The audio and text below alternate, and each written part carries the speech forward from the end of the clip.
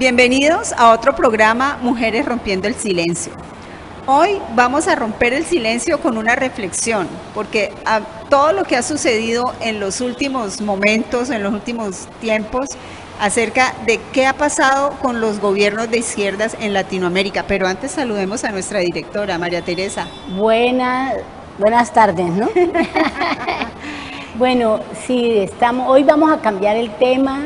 Hoy vamos a hablar de algo un poco doloroso y conflictivo en América Latina, que es todo el proceso que ha habido de golpear a las izquierdas, pero a mí me duele especialmente Dilma Rousseff. Lo que ha pasado con Dilma, pero bueno, hagamos un recuento, porque en cierto momento estaba Maduro y Chávez diciendo que el socialismo del siglo XXI, y quedaron los socialistas o los de izquierdas en Bolivia, quedaron en Brasil, quedaron en Argentina y quedaron en muchas partes. En Venezuela.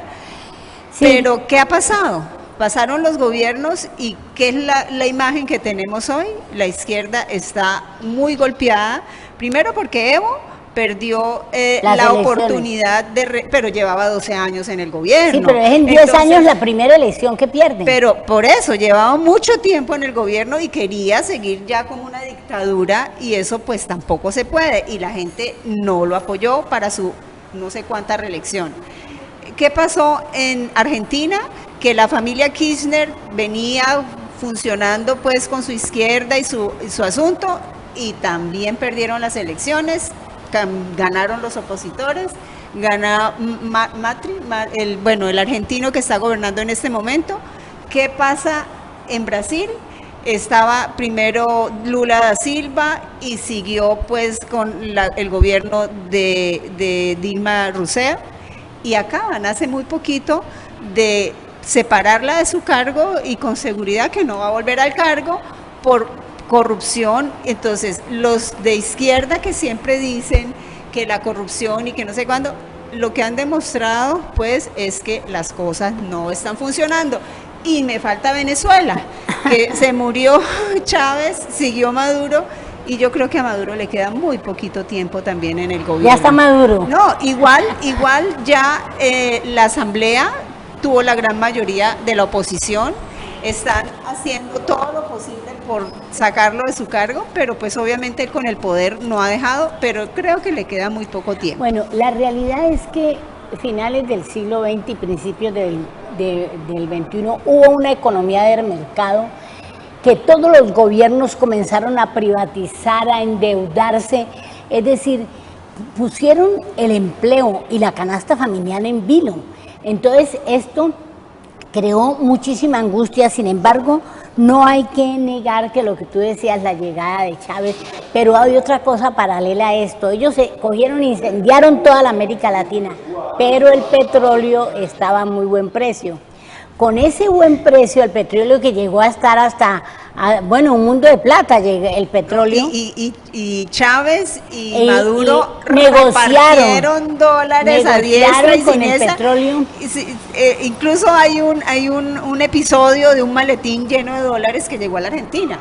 Sí. Y eso eran petrodólares para seguir pues funcionando con el socialismo del siglo XXI a todo lo largo de Latinoamérica. ¿Y qué es lo que estamos viendo en este momento? Bueno, que la corrupción es igual de un lado que del otro. Pero es decir, lo importante que yo quiero resaltar es que esa situación de la venta, de la privatización de las empresas públicas, que eso fue horrible, trae algo muy muy malo, que es definitivamente la pobreza de la gente y el desempleo. Pero el hecho de que el petróleo estuviera alto, que sirvió tantísimo a Venezuela, y que el petróleo estuviera alto, que sirvió para que los países invirtieran, entonces en algo se apagaban los incendios.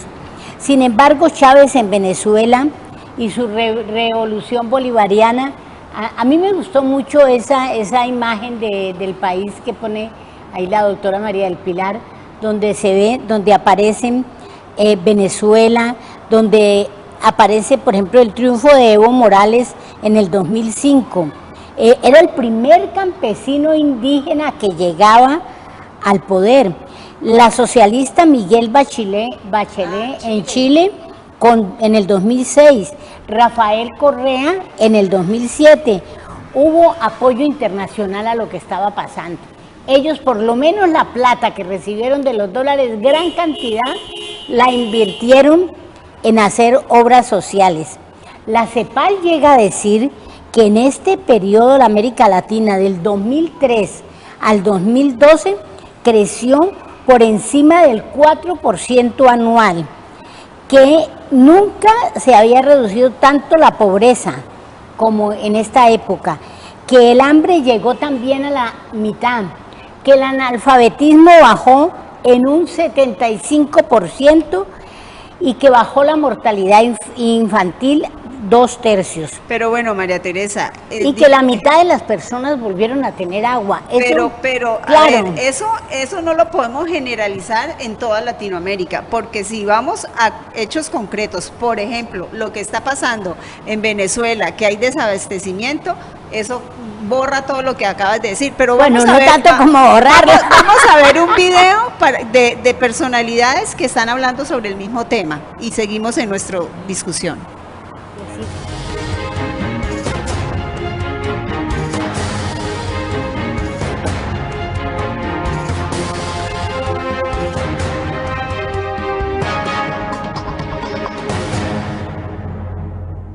Se afirma que se agotó el predominio de la izquierda en América Latina, que su proyecto político muestra signos de debilidad, mientras la derecha recuperaría posiciones en la región. Bienvenidos a Claves, y esta es una coproducción de la televisión alemana Deutsche Welle y el canal Capital de Bogotá, Colombia. Mi nombre es Gonzalo Ernesto Cáceres y permítame presentarles a nuestros invitados. Con nosotros tenemos a Sandra Borda, quien es decana en Ciencias Sociales de la Universidad Tadeo Lozano, donde nos encontramos ahora, y analista además de la cadena radial Blue Radio de Colombia. También está con nosotros el señor César Ferrari, quien es profesor de la Pontificia Universidad Javeriana en Bogotá, Colombia, y economista además. Nos acompaña también el señor Jorge Humberto Botero, presidente del Gremio de los Seguros y exministro de Comercio, Industria y Turismo de Colombia. Gracias por estar aquí. Y también está con nosotros el señor Jorge Enrique Robledo, senador del Polo Democrático Alternativo desde 2002 y una de las principales personalidades políticas de Colombia. Gracias, senador. Gracias. El triunfo de Macri en Argentina y sobre todo el triunfo de la oposición en Venezuela indicarían que los vientos políticos están cambiando en América Latina y muchos dicen que a favor de la derecha. ¿Se agotó un ciclo o es demasiado temprano para afirmarlo, Sandra? Existen distintas formas de aproximarse a este tipo de fenómenos en América Latina. La literatura corrientemente habla de estos fenómenos pendulares de transición entre la izquierda y la derecha, que básicamente llegan a la conclusión de que después de un tiempo en el poder, izquierda o derecha llegan a un momento de desgaste que facilita la llegada de la otra alternativa política al poder. Y si usted se da cuenta, digamos, el discurso de la llamada derecha, que yo no estoy tan segura que uno la pueda calificar de esa forma, no es tan distinto al mismo discurso político y económico que se usó durante la década de los 80s y los 90s con la llegada del neoliberalismo a América Latina. Entonces, no sé si valdría la pena hablar de una transición como si estuviésemos hablando de un movimiento progresivo hacia alguna parte o si simplemente estamos moviéndonos exactamente en los mismos dos extremos políticos e ideológicos en los que siempre se ha movido la región. La política del péndulo. Sí. Después de 12 años el kirchnerismo ha tenido que dejar el poder.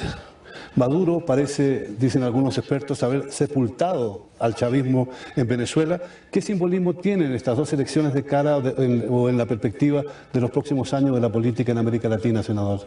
Si por izquierda entendemos una lucha por transformar democrática y profundamente a un continente que es terriblemente atrasado y terriblemente desigual, yo creo que eso no se va a agotar nunca, porque los seres humanos generan inevitablemente una tendencia por hacer que las cosas funcionen mejor.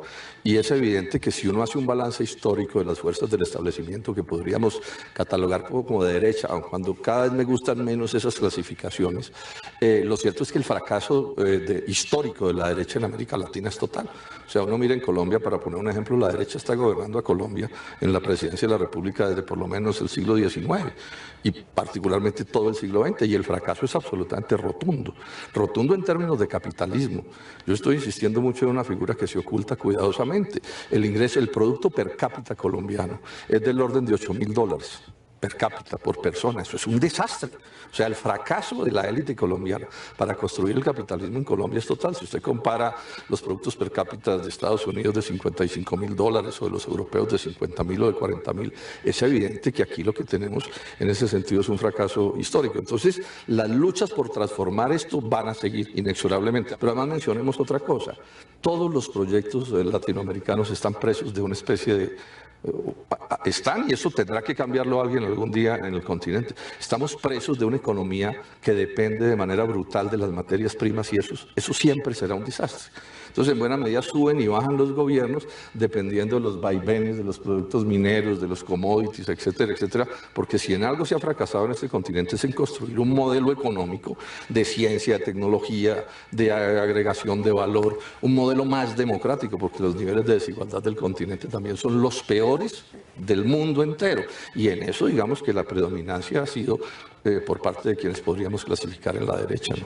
La derecha intenta presentarse también con un mensaje moderno hoy día. Dicen que caminan hacia una perspectiva distinta a la que conocemos hasta este momento, que van a darle mucho más importancia a la economía y a solucionar los problemas sociales y a resolver problemas políticos que habría generado la izquierda, no ellos. ¿Cuál es la visión del señor Botero? De alguna manera, coincidiendo con los colegas, las clasificaciones, sobre todo cuando son binarias, no reflejan adecuadamente la realidad. Izquierdas hay distintas en América Latina. Mencionemos, digamos, casos extremos. Una es la izquierda de Venezuela y otra es la izquierda de Uruguay.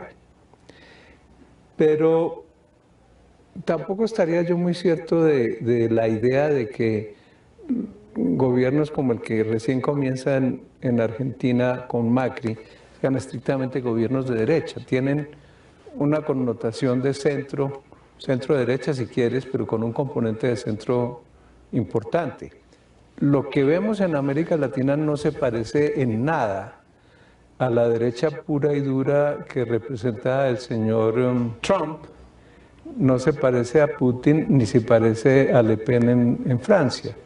Esas sí son derechas duras, xenofóbicas, que asustan al electorado con el espectro del extranjero, del distinto. Yo no creo que ese sea un calificativo que corresponda a lo que está intentando Macri, ni creo yo que corresponda al gobierno de Colombia, que es un gobierno con un perfil de centro, tal vez un poco más inclinado a la derecha que a la izquierda, pero es un gobierno democrático. Entonces, no, definitivamente hay que ir a los detalles, a los matices para tener visión.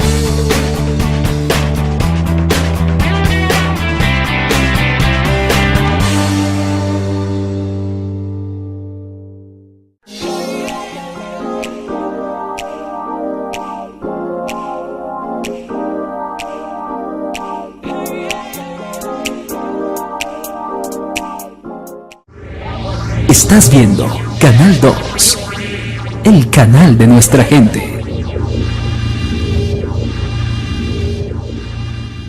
Daylight come and me don't want go home.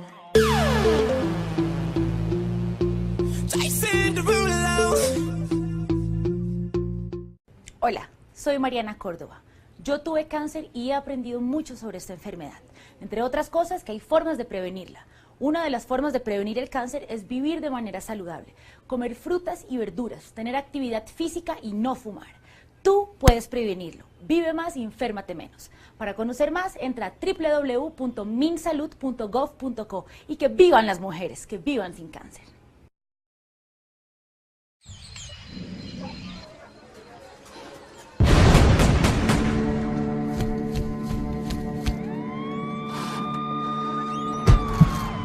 Tenemos la misión médica, llevamos un herido. Bueno, está bien, continúe. ¡No me dejen morir! ¡Ayúdenme, por favor! La misión médica salva vidas. Podría ser la tuya. Respétala. Es una cuestión de vida o muerte. Un mensaje del Comité Internacional de la Cruz Roja y la Cruz Roja Colombiana. Antes era diferente. Mi viejo cuenta que tenía 2, 3 novias. Porque eso era ser varón. Y sin cuidarse, tin, mi mamá embarazada. Y ahí sí le tocó ponerse a pensar en serio como hombre, como papá, a madurar biche. Ahora nosotros la tenemos más clara. Ser hombre es pensar primero en lo que uno quiere en la vida. Estudiar algo bacano, echar pa'lante, camellar. Y ser papá, después lo charlamos. Por mí, yo decido. Generación más conscientes.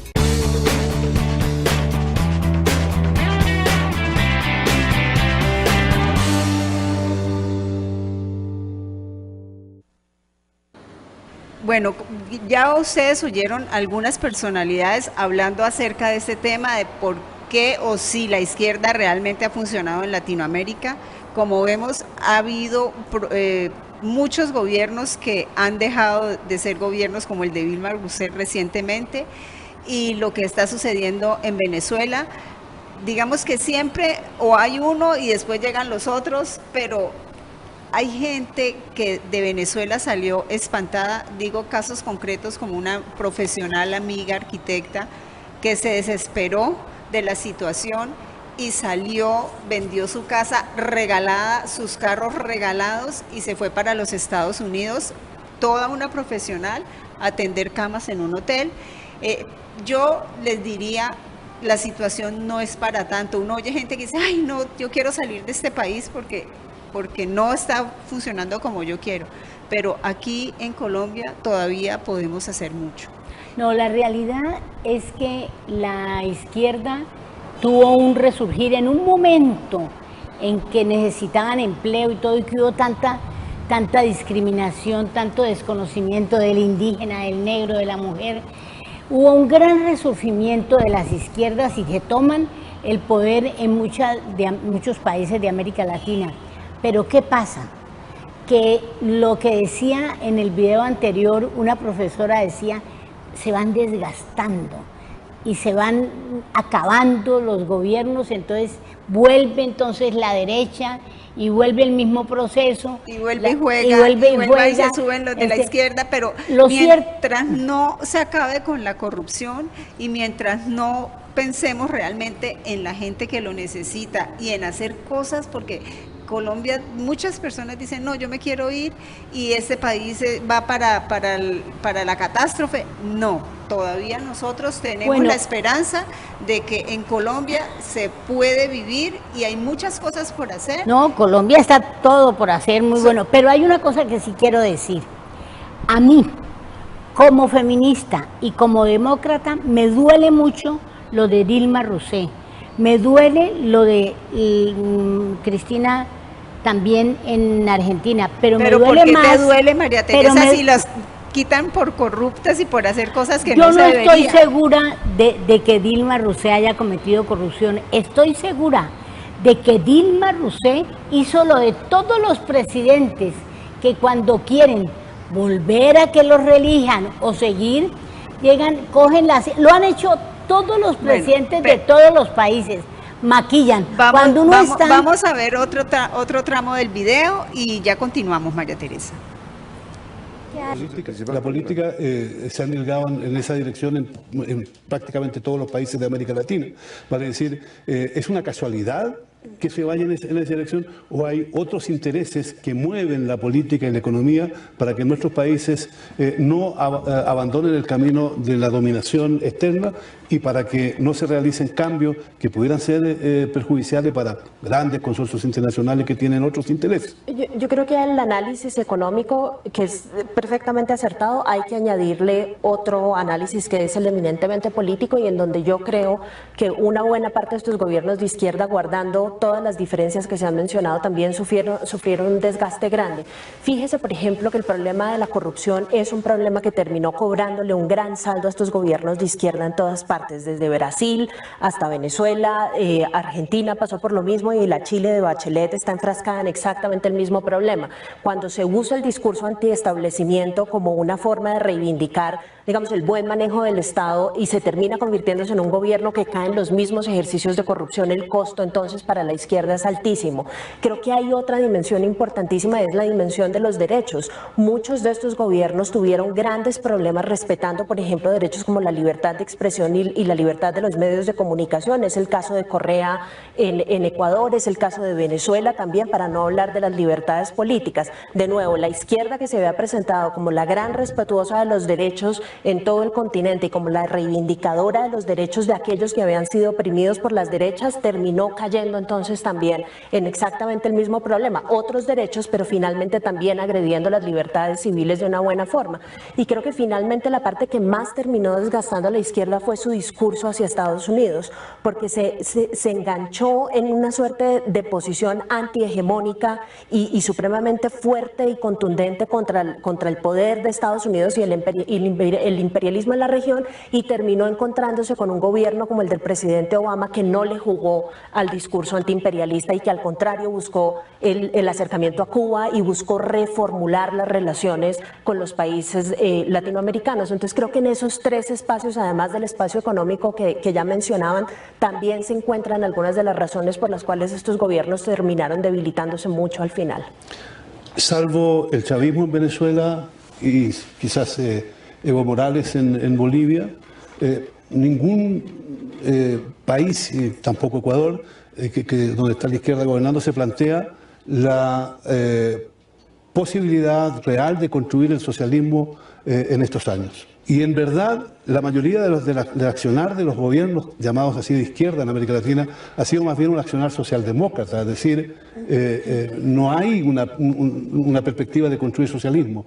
¿Es equivocada o es cierta esa versión?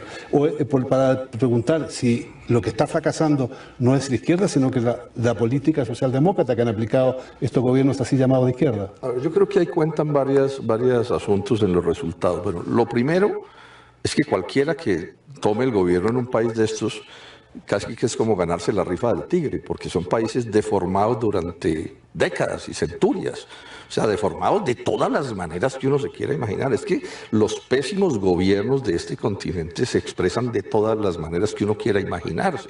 O sea, países riquísimos en todo tipo de recursos y tenemos unos niveles de subdesarrollo que nos avergüenzan ante el mundo civilizado. Entonces, ese es un primer hecho. El segundo hecho es que ya se ha introducido aquí con mucha fuerza toda esta corriente neoliberal impuesta por las agencias internacionales de crédito, que han ido amarrando y amarrando y amarrando las cosas, y hacer cualquier modificación es tremendamente complejo. Pienso que hay otro problema que ha sido gravísimo, ya lo mencionó Sandra, unos fenómenos de corrupción absolutamente inaceptables. Yo particularmente no puedo entender, o sea, yo soy de los que creo que no se puede ser de izquierda y ser corrupto. Esos son dos cosas que tienen que ser mutuamente excluyentes, o sea, no es posible.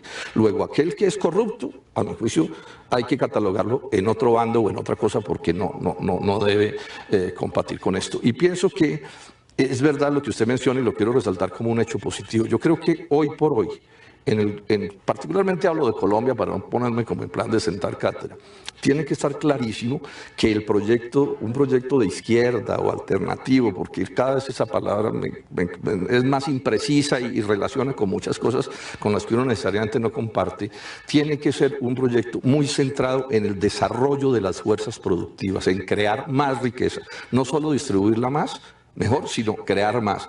Y ello en las condiciones de hoy de estos países no puede ser de otra manera que protegiendo el aparato productivo, y en ese sentido no con modelos estatistas de eliminación de la propiedad privada, sino por el contrario, con la defensa de la producción empresarial y la producción de todos los tipos, amenazada y en buena medida destruida por las políticas de la globalización neoliberal que nos vienen imponiendo. En ese sentido, la izquierda, pienso yo que no podría avanzar o ese tipo de concepciones de cambio si no tiene estas cosas perfectamente claras y si no asume las necesidades no solo del pueblo raso, sino de las clases medias que han crecido sin duda y que están siendo muy golpeadas de muchas maneras, y la defensa del aparato productivo, incluida la producción empresarial, por supuesto. O sea, aquí hay toda una cosa que hay que remirar y es evidente que las tendencias, digamos, de ponerle fin a la propiedad privada, de estatizar toda la economía, pues a mi juicio no tienen cabida en la Colombia de hoy, porque es que aquí lo que padecemos es de un nivel de subdesarrollo pasmoso. Mientras las crisis de los países desarrollados son crisis que tienen que ver con que producen demasiada riqueza, o sea, hay tanto capitalismo, tanta riqueza que terminan haciendo crisis, aquí lo que tenemos es un subdesarrollo terrible, unos países muy premodernos y un capitalismo muy subdesarrollado que además no nos permite ni siquiera pensar, ni siquiera teóricamente en otras cosas. Bueno, María Teresa, ¿qué querías hablar antes de ir al video? Yo quería decir que defiendo a Dilma Rousseff porque es una mujer regia, porque lo que le han hecho es un conato de golpe de Estado, porque el tipo que la reemplazó hizo un gabinete sin mujeres y sin negros. Entonces, imagínense. Bueno, pero eso es de género, asunto de género. Pero esta mañana ayer hubo una manifestación muy grande criticando ese problema de la falta de perspectiva de género y en apoyo a Dilma Rousseff. Pero lo que la tiene a ella separada de su cargo son las falsedades o las demostraciones de lo que no es. No, es que ella seguramente quiso maquillar maquillar las estadísticas como lo han hecho todos los presidentes hombres y no ha pasado nada. Pero eso es corrupción. Es corrupción, eso seguramente. Es corrupción aquí y en la Patagonia. ¿Cómo se llama? El que estaba antes de ella, no Evo, sino el anterior a ella, también tuvo muchos problemas de corrupción. También era de izquierdas. No hay duda que la izquierda está agotada, que la izquierda está en un momento difícil. Pero, de todas formas, yo defiendo a Dilma. Yo la defiendo como una mujer íntegra, no ha cometido ninguna falta distinta de la que cometieron los presidentes anteriores en América Latina. Nos vemos dentro de 8 días a la misma hora y por el mismo canal. Muchas gracias por permitirnos entrar a sus casas.